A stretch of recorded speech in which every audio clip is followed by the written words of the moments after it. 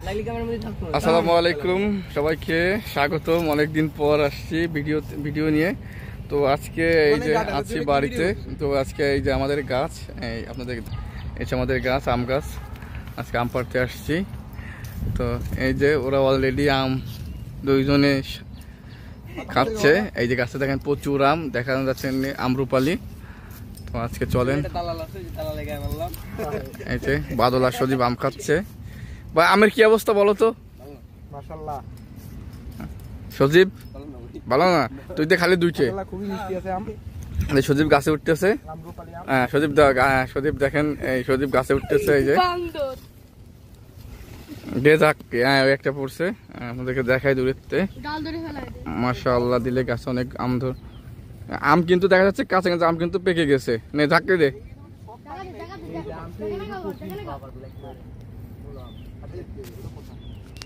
জাক্কি দে। দেখেন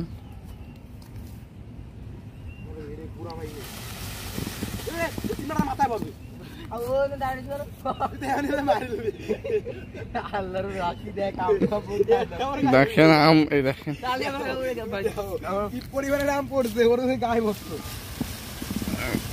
বৃষ্টি, শিলা বৃষ্টি না সেরকম শিলা বৃষ্টি, আম বৃষ্টি হচ্ছে।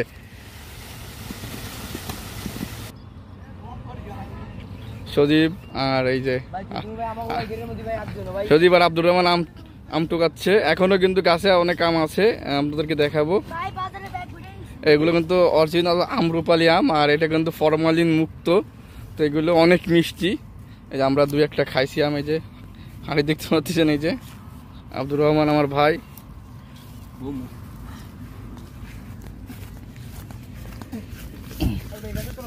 ওই গাছে রয়েছে, ওই করে ফাটি যাবে।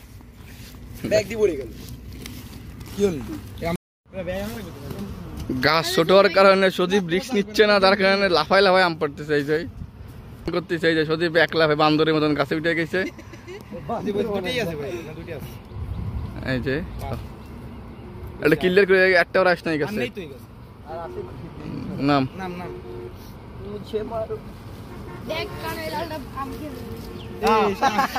এই দেখেন, আম মিষ্টি হওয়ার কারণে ছাগল আম খেয়ে নিচ্ছে। বড় আম কত বড় আম খেয়ে ফেলাইছে। ব্লগের কারণে কিছু কলাম না রে, ওটা নিয়ে খাতে দে। ওই গেছে সাইড দেসা।